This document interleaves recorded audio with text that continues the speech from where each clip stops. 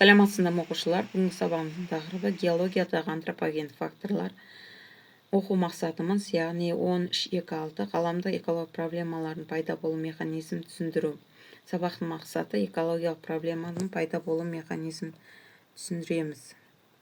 Яғни экологиялық мәселелер ғаламдық, аймақтық, жергілікті болып бөлінеді. Соның ішінде ғаламдық экологиялық мәселелерге қоршаған ортаның ластануы, табиғи ресурстардың азаюы, жылыжай эффектісін жатқызамыз, озон қабатының жұқаруы, қышқыл жаңбырлар, фотохимиялық түтін, климаттың өзгерістері, шөлейттену, топырақ жамылғысының деградациясы мен эрозиясы, орман алқаптарының қысқаруы, өсімдіктер мен жануарлар дүниесінің жұқаруы.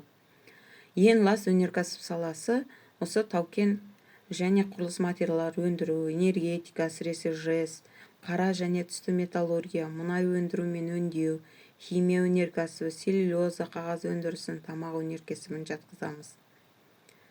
Химия өнеркәсібі ауаға балалар стирол, фенол, ацетон, күкірт қосылтығын, күкірт антигридин тәрізді улы қосылыстар бөледі. Яғни 60% осы атмосфераның ластануын автокөліктерге тиесілі екен.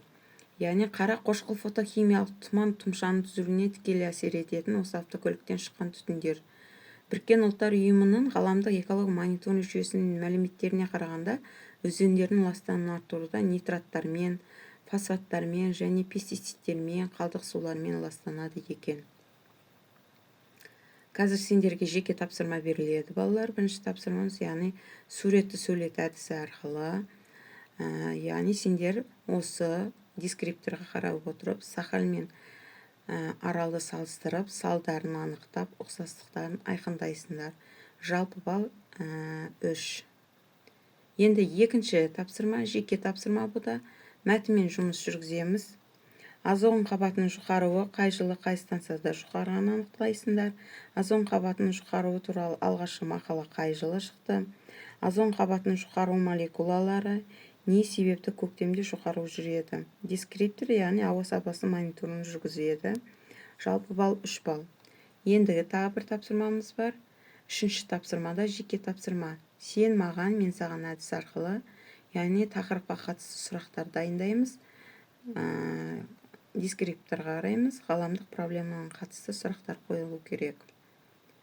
Енді балалар кері байланыс, яғни кестесі арқылы кері байланыс жүргіземіз. Үйге тапсырма тақырыптарды оқып келеміз бүгінгі өткен тақырып бойынша.